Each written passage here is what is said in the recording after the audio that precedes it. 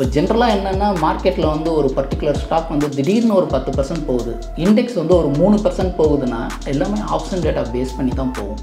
அதே மாதிரி 30ல் பை பண்ண சொல்லிட்டாங்க, நான் பை பண்ணேன், ஆனால் கீழே போயிட்டே இருக்குது, ஏன் போகுது? அதுக்காக தான் நம்ம வந்து பார்த்திங்கன்னா சாஃப்ட்வேரில் வந்து சப்போர்ட்டிவாக வந்து ஃபண்டமெண்டல்ஸ் அனலைஸ் பண்ணி பண்ணும்போது 30 வரும்போதும் அந்த ஸ்டாக் நம்ம வாங்கணுமா இல்லையான்னு யோசனை பண்ண வைக்கும். சாஃப்ட்வேரில் சிக்னல் கொடுத்தாலும் ஃபண்டமெண்டலில் வீக்காக இருந்தால் நீங்கள் இக்னோர் பண்ணுறதுக்கு வாய்ப்பு இருக்கும். ஏன்னா ஃபியூச்சர்ஸ் பண்ணுறது வந்து ஸ்டாப் லாஸ் நீங்கள் கொஞ்சம் மிஸ் பண்ணிங்கன்னா பேக் ஃபயர் ஜாஸ்தி ஆகிடும். ஸோ கேபிட்டல் எரோட வரதுக்கு நிறைய ப்ராபபிலிட்டி இருக்குது. இண்டெக்ஸ் பண்ணுறவங்க வந்து பார்த்திங்கன்னா பியூர்லி ஆப்ஷன்ஸ் போயிடலாம், அதுவும் வீக்லி ஆப்ஷன்ஸ் போகாமல். கட்டுமானத்தின் வலிமை, கட்டிடங்களின் பாதுகாப்பு, ஸ்ரீ துர்கா டிஎம்டி கம்பிகள். நியூஸ் கஃபே நேயர்களுக்கு வணக்கம். ஷேர் மார்க்கெட் பொறுத்த வரைக்கும் டெக்னிக்கல் பார்க்குறதுக்கு அப்படிங்கிறப்போ ஒரு கஷ்டமான விஷயமாக பார்க்கப்படுது. அதை இன்னும் ஈஸியாக சுலபப்படுத்தி சில சாஃப்ட்வேர்ஸ் எல்லாம் மார்க்கெட்டில் இருக்குது. அந்த மாதிரியான சில சாஃப்ட்வேர் பற்றி பேசுகிறதுக்காகவும் அந்த சாஃப்ட்வேரை பயன்படுத்தி எப்படிலாம் நம்ம லாபம் பார்க்கலாம் அப்படிங்கிறது கேட்டு தெரிஞ்சுக்கிறதுக்காக ஷேர் மார்க்கெட் ரிலேட்டடான சாஃப்ட்வேர் டிஸ்ட்ரிபியூட்டர் மிஸ்டர் கண்ணன் அவர்களை இன்றைக்கி நிகழ்ச்சிக்கு இன்வைட் பண்ணியிருக்கோம். வணக்கம் சார். வணக்கம். ஒரு ஆவரேஜான பீப்புள்ஸ் அப்படிங்கிறவங்க மட்டும்தான் ஷேர் மார்க்கெட்டுக்குள்ளே இருந்தாங்க. இன்றைக்கி நிறைய யங்ஸ்டர்ஸ் உள்ள வர ஆரம்பிச்சிட்டாங்க. இதில் ஃபண்டமெண்டல் எந்த அளவுக்கு முக்கியமோ அதுக்கு ஈக்குவலாக டெக்னிக்கல் பார்க்குறது ரொம்ப இம்பார்ட்டண்டான விஷயம். ஃபண்டமெண்டல் நம்மளால் ஈஸியாக பார்த்துட முடியுது, நார்மலான ஒரு பர்சன்ஸ் நம்மளால் பார்த்துட முடியுது. ஆனால் டெக்னிக்கல் பார்க்குறது அப்படிங்கிறது தான் ஒரு 10-15 மேக்ஸ் புக்கை வச்சு நம்ம ரீட் பண்ணுற மாதிரியான இருக்குது. நிறைய விஷயங்கள் புரிகிறதில்ல அப்படின்னு சொல்லலாம். நிறைய இடங்களில் கிளாஸ் எடுக்கிறாங்க இதுக்காக. ஸோ கிளாஸாகவே எடுத்தாலும் அந்த டைமில் புரியுதே தவிர அதுக்கப்புறமா புரிய மாட்டேங்குது அப்படிங்கிறது நிறைய பேரோட இதாக இருக்குது. ஸோ இதெல்லாம் கொஞ்சம் சுலபப்படுத்தணும் அப்படிங்கிறதுக்காக தான் சம் சாஃப்ட்வேர்ஸ் இருக்குது. அதில் நீங்களும் ஒரு சாஃப்ட்வேரை டிஸ்ட்ரிபியூட் பண்ணிட்டுருங்க. அந்த சாஃப்ட்வேர் அதோட பேர் என்ன, அது எப்படி ஃபங்க்ஷன் ஆகுது, எவ்வளோ நாளாக அது மார்க்கெட்டில் இருக்குது சார்? ஈகிள் ஐஸ்ன்றது அந்த நேம் ஆஃப் த சாஃப்ட்வேர். இது வந்து பார்த்திங்கன்னா இப்போ வந்து இன்வெஸ்ட்மெண்ட் பண்ணுறவங்க வந்து பார்த்திங்கன்னா வேலைக்கு போயிட்டு இன்வெஸ்ட் பண்ணிகிட்ருப்பாங்க, ஹவுஸ் ஒய்ஃப்ஸ் இன்வெஸ்ட் பண்ணிகிட்ருப்பாங்க. இப்போ நீங்கள் சொல்கிற மாதிரி ஸ்டூடெண்ட்ஸ் எல்லாம் இன்வெஸ்ட்மெண்ட் பண்ண மாட்டாங்க.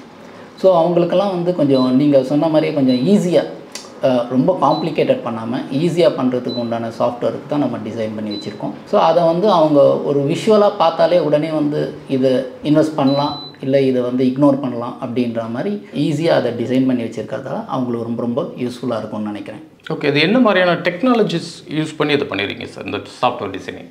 இந்த சாஃப்ட்வேர் பார்த்திங்கன்னா ஆக்சுவலி வந்து பார்த்திங்கன்னா இப்போது மார்க்கெட்டில் ஆல்ரெடி ட்ரேட் பண்ணிகிட்டு இருக்கவங்களுக்கு வந்து பார்த்திங்கன்னா இண்டிகேட்டர்ஸ் ஏகப்பட்டது தெரியும். மூவிங் ஆவரேஜ்னுவாங்க, அண்ட் ஃபிபனோக்கின்னுவாங்க, MACDன்னுவாங்க, RSIன்னுவாங்க, ஸ்டொகாஸ்டிக்னுவாங்க, எல்லாமே சொல்லுவாங்க. பட்டு ஏதோ ஒன்றை வந்து நம்ம சரியாக பிடிச்சிக்கிட்டு போனோம்னே நம்ம வந்து கரெக்டாக இன்வெஸ்ட் பண்ணிடலாம். அது மாதிரி சாஃப்ட்வேரில் வந்து நம்ம வந்து சிம்பிளிஃபை பண்ணி இவ்வளோ காம்ப்ளிகேட்டட் இண்டிகேட்டர்ஸ் அந்த இதெல்லாம் பார்க்காம நம்ம எப்படி பண்ணுறதுன்றது தான் இந்த சாஃப்ட்வேர் நம்மளுக்கு கற்றுக் கொடுக்கும். ஓகே, இந்த சாஃப்ட்வேர் மூலமாக மார்க்கெட்டோட சைக்காலஜி அதை நம்ம தெரிஞ்சுக்க முடியுமா?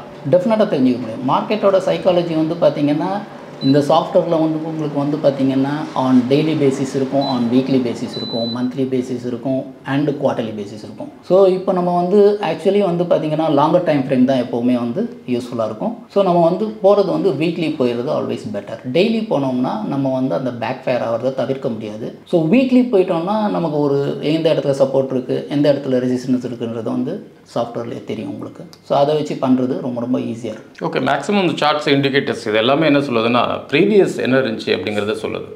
மேக்ஸிமம் போனால் கரண்ட் இஷ்யூஸ் சொல்லுது. அதை தாண்டி ஃபியூச்சர் எப்படி இருக்கும் அப்படிங்கிறதா, அதை தெரிஞ்சுக்கணுங்கிறது தான் மோஸ்ட்லி எல்லாரோட ஆசையாக இருக்கும். ஸோ அதை ப்ரெடிக்ட் பண்ணுவா அப்படிங்கிறதா, எந்த சாஃப்ட்வேர் எனக்கு அப்படி ஒரு சப்போர்ட் கொடுக்கும் அப்படிங்கிறதா இன்வெஸ்டர்ஸோட பெரிய ஆர்வமாக இருக்குது.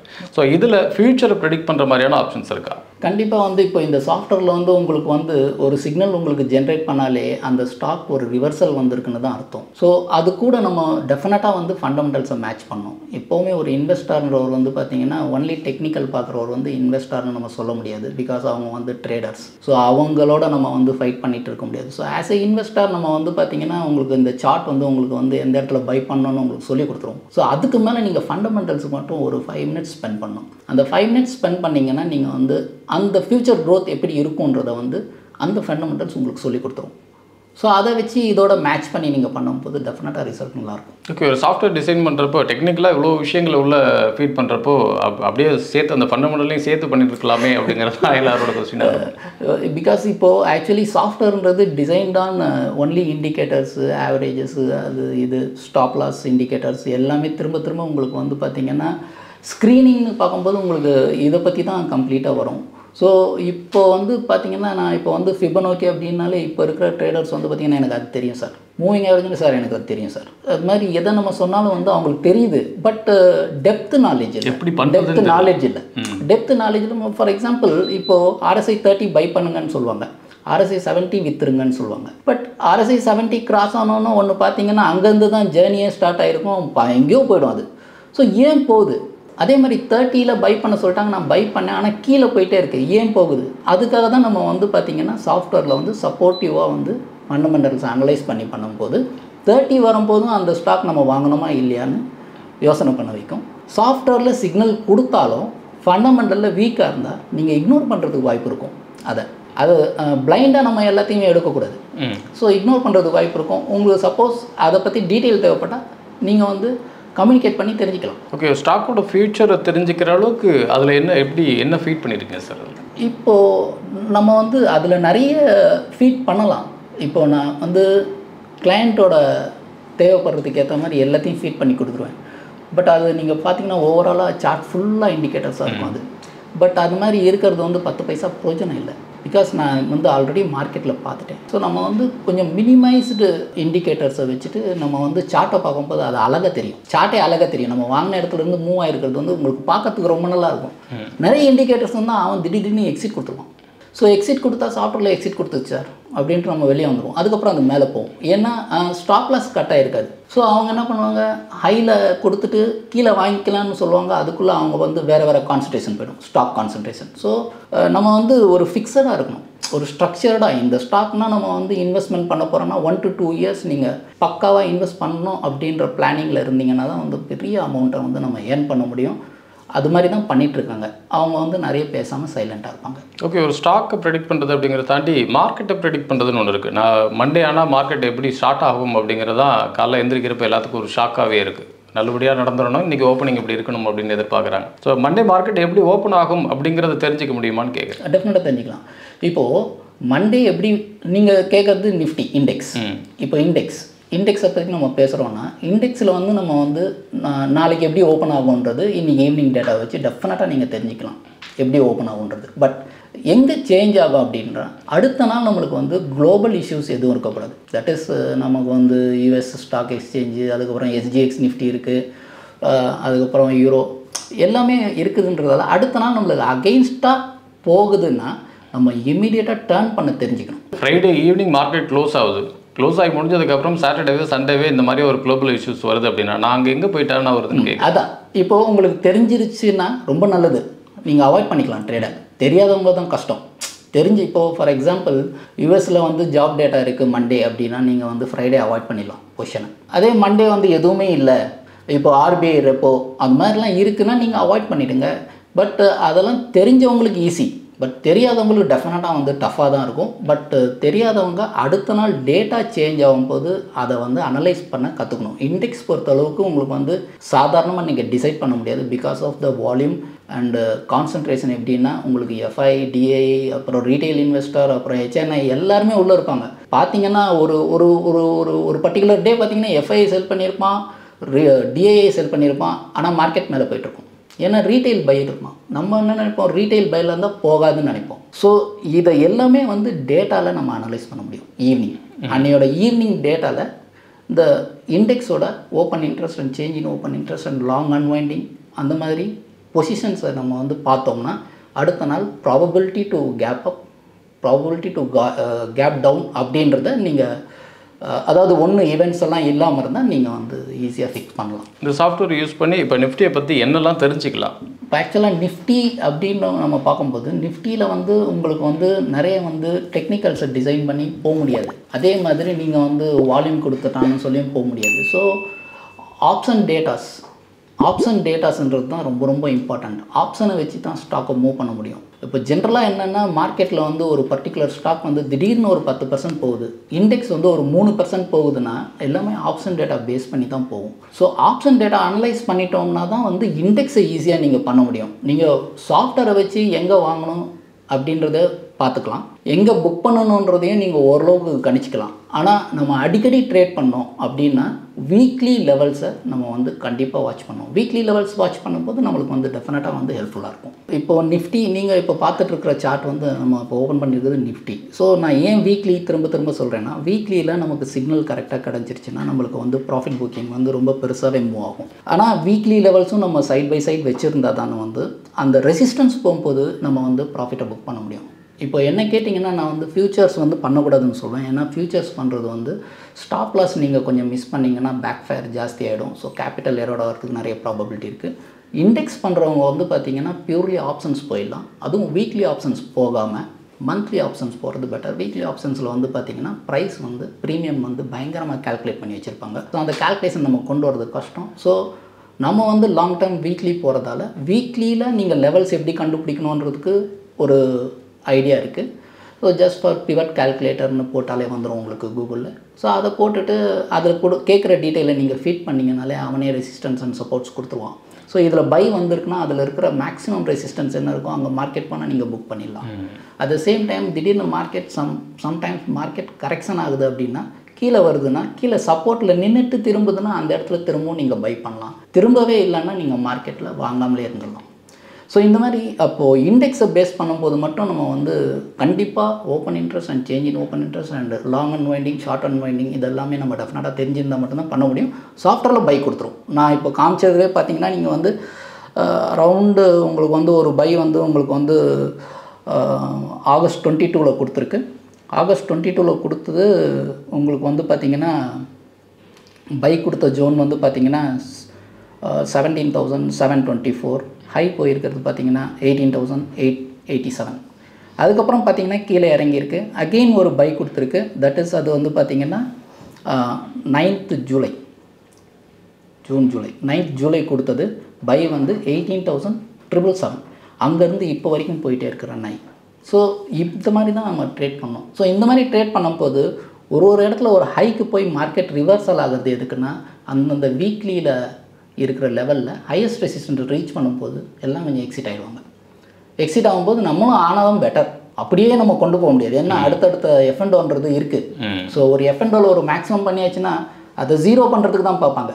ஃபார் எக்ஸாம்பிள் நீங்கள் வந்து ஒரு 15 rupeesலேருந்து ஒரு 300 rupees கொண்டு போயிட்டீங்க, ரொம்ப பெக்குலியராக நீங்கள் திங்க் பண்ணி கொண்டு போயிட்டீங்கன்னா அந்த 300 to 0 அந்த எஃப்என்டோ முடியறதுக்குள்ளே கொண்டு வரணும்னு ட்ரை பண்ணுவாங்க. அப்போ அகெயின்ஸ்டாக இருக்கும் டேட்டா.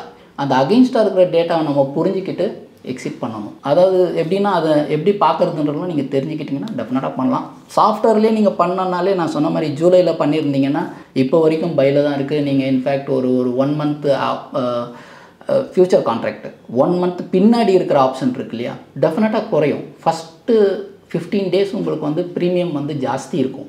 அந்த 15 days அப்புறம் கூல் ஆகும் ப்ரீமியம். அப்போது கரண்ட் மந்த் வாங்குறதுக்கு பதிலாக அடுத்த மாதத்தோட ஆப்ஷனை நீங்கள் வாங்கும்போது உங்களோட ப்ராஃபிட் ரேஷியோ ரொம்ப நல்லாயிருக்கும். ஓகே, இப்போ ஒரு ஸ்டாக்கை பை பண்ணணும் அப்படிங்கிறப்ப இந்த ஸ்டாக்கை பை பண்ணுறதுக்கு இதுதான் ரைட் டைம் அப்படிங்கிறத இந்த சாஃப்ட்வேர் மூலமாக நம்ம தெரிஞ்சுக்க முடியுமா? ஏன்னா ஒரு மார்க்கெட் டவுன் ஆகுது, ஒரு ஸ்டாக் இறங்கி இருக்குன்னு வச்சுக்கோம், இது பை பண்ணுறதுக்கு உண்டான டைம் அப்படின்னு பார்க்குறோம். ஓகே, நான் பை பண்ணுறேன் அப்படின்னு நான் பிளான் பண்ணுறப்போ இதை தாண்டி இன்னும் இறங்குமா அப்படிங்கிற ஒரு கொஸ்டின் மார்க்கும் வரும். ஏன்னா ஒருவேளை இன்னும் இறங்கும் அப்படின்னு எதிர்பார்த்து வெயிட் பண்ணிட்டு இருக்கிறப்ப திடீர்னு அந்த ரேஞ்சிலேருந்து அகைன் மறுபடியும் மேலே ஏறதுக்கு உண்டான வாய்ப்பு இருக்குது. அப்போது எனக்கு எக்ஸாக்டாக இந்த பின் பாயிண்டில் நான் வந்து பை பண்ணலாம் அப்படிங்கிறது இந்த சம் இண்டிகேட்டர்ஸ் வச்சு இதில் தெரிஞ்சிக்க முடியுமான்னு கேட்குறேன். இல்லை, ஆக்சுவலி வந்து பார்த்தீங்கன்னா மார்க்கெட் இஸ் சுப்ரீம். எப்போவுமே நம்ம பின் பாயிண்ட் பண்ண ரொம்ப கஷ்டம். நம்ம பின் பாயிண்ட் பண்ண முடியாது. பட் சாஃப்ட்வேர் ஏதோ ஒரு பாயிண்ட்ல நம்மளுக்கு பை கொடுக்கும். அந்த பை கொடுத்ததுக்கப்புறம் நம்ம என்ட்ரி பண்ணுறதுன்றது கொஞ்சம் புத்திசாலித்தனம். ஏன்னா எதை பேஸ் பண்ணி அந்த இடத்துல பை கொடுக்குது சார்? இது வந்து பார்த்தீங்கன்னா வால்யூம் அண்டு உங்களுக்கு வந்து RSI அண்டு உங்களுக்கு வந்து பார்த்தீங்கன்னா மேக்டி எல்லாமே மிக்ஸ் பண்ணி தான் வரும் அதில். ஓகே, ப்ரோக்ராமே அப்படி தான் ஃபிக்ஸ் பண்ணி ப்ரோக்ராமே இப்படி தான். இதை தாண்டியெல்லாம் ஃபிக்ஸ் பண்ண முடியாது. அவங்க ஒன்று ஒன்றா பார்க்க முடியாது. சிம்பிளாக பார்க்கணுன்றதுக்காக பண்ணுறதுன்னு நம்ம இல்லாத ஃபார்முலாவை கொண்டு வரணும். ஸோ இதுக்குள்ளே இருக்கிறது தான். பட் என்னென்னா உங்களுக்கு வந்து ஈஸியாக புரிஞ்சிடும் பார்த்தா. அதுனா நீங்கள் வந்து அதை மாதிரி பேஸ் பண்ணி நீங்கள் வாங்கும்போது உங்களுக்கு கிளியராக இருக்குமே தவிர நான் நினச்ச இடத்துல வாங்கணும்னு நினச்சா தான் தப்பு வருது. இப்போது நான் வந்து ஃபார் எக்ஸாம்பிள் இப்போ வந்து மேஜகான் டெக்னு சும்மா இப்போமே மேஜகான் டெக் ஷிப் பில்டர்ஸ் வந்து பார்த்திங்கன்னா லாஸ்ட் இயர் வந்து பயங்கரமான மொமெண்டம் கொடுத்துருக்கு. இப்போ இந்த இடத்துல வந்து நானாக வாங்கணுன்றது வந்து பெரிய ரிஸ்க்கு. அதுக்கு பதில் கீழே இருக்கிறது நல்ல செக்டாரில் இருக்கிறது, நல்ல ஃபண்டமெண்டலில் இருக்கிறது, அஃப்கோர்ஸ் செக்டார் வந்து கொஞ்சம் வீக்காக இருக்கிறது. அப்படி பார்த்து நம்ம எடுக்கும் போது தான் வந்து ரிசல்ட் ரொம்ப நல்லாயிருக்கும், நமக்கு வந்து கொஞ்சம் கான்ஃபிடென்ஸ் இன்க்ரீஸ் ஆகும். செக்டாரையும் அப்படி ஃபில்டர் பண்ண முடியுமா இந்த சாஃப்ட்வேர் யூஸ் பண்ணி? இந்த செக்டார்ஸ்க்கு இப்போ டெவலப்மெண்ட் இருக்குது அப்படிங்கிறத? ஆமாம், கண்டிப்பாக பண்ணலாம். பிகாஸ் செக்டார் டெவலப்மெண்ட்ஸுன்றது வந்து பார்த்திங்கன்னா ஒரு கரெக்ஷன் முடிஞ்சிட்டு தான் போகும். ஃபார் எக்ஸாம்பிள் ஃபார்மா செக்டர் பொறுத்தளவுக்கு நாங்கள் வந்து எங்கள் யூடியூப் சேனல்லேயே வந்து மேலே வந்து ஃபார்மா வந்து கான்சன்ட்ரேட் பண்ண சொல்லியிருக்கோம். ஏன் கான்சன்ட்ரேட் பண்ண சொல்லியிருந்தோன்னா, ஒரு சில ஃபார்மா வந்து அதை அகைன்ஸ்டாக மூவ் ஆகும், ஒரு சில ஃபார்மா வந்து பார்த்திங்கன்னா செக்டாருக்கு ஏற்ற மாதிரியே அடிபட்டு வரும். அந்த செக்டாருக்கு ஏற்ற மாதிரியே அடிபட்டு வருது, பட் கம்பெனி நல்லா இருக்குது அப்படின்னா அதை நம்ம வந்து டெஃபினட்டாக எடுத்துக்கணும். அதை வந்து நம்ம வந்து வீக்லியில் நம்மளுக்கு ஒரு சிக்னல் கொடுக்கும்போது நம்ம அதை எடுத்துக்கணும். ஏன்னா செக்டார் வீக்னஸ் இருக்குது, ப்ளஸ் கம்பெனி வந்து பார்த்திங்கன்னா ஸ்ட்ராங்காக இருக்குது ஃபண்டமெண்டலில், பட் ப்ரைஸ் வந்து கீழே கிடைக்குது அப்படின்னும் போது அது ஒரு வேல்யூவேஷன் ப்ரைஸ்ன்ற மாதிரி நம்ம எடுத்துக்கலாம். இப்போது ஒரு கம்பெனியை வந்து நீங்கள் 3000 இன்வெஸ்ட் பண்ணுறதுக்கும் 1300 இன்வெஸ்ட் பண்ணுறதுக்கும் நிறைய வித்தியாசம் இருக்குது.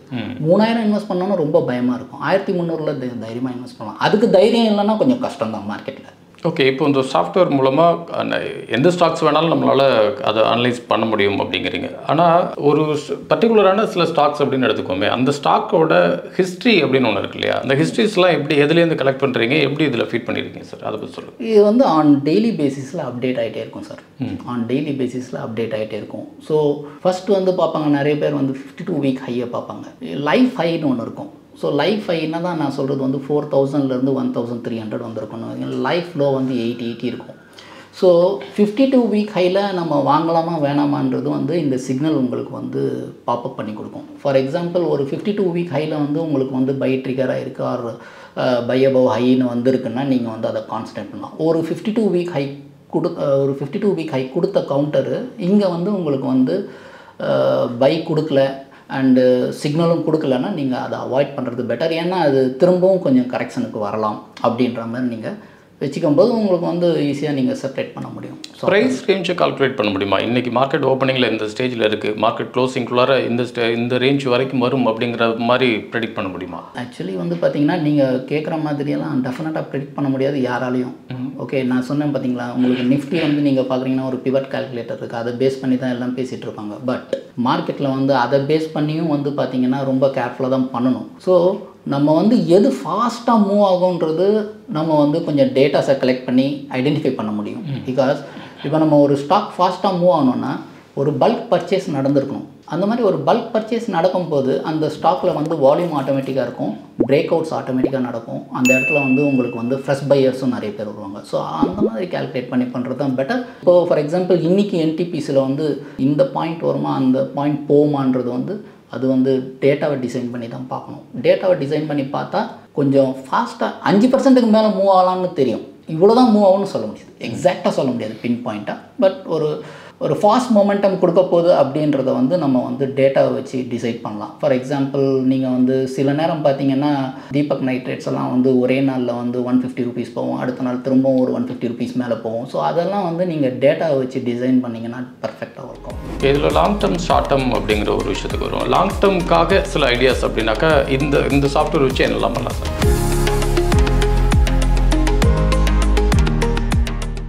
இந்த வீடியோ உங்களுக்கு பிடிச்சிருந்தா லைக் பண்ணுங்க, ஷேர் பண்ணுங்க, கமெண்ட் பண்ணுங்க, மறக்காம பெல் பட்டனை கிளிக் பண்ணிட்டு சப்ஸ்கிரைப் பண்ணிடுங்க.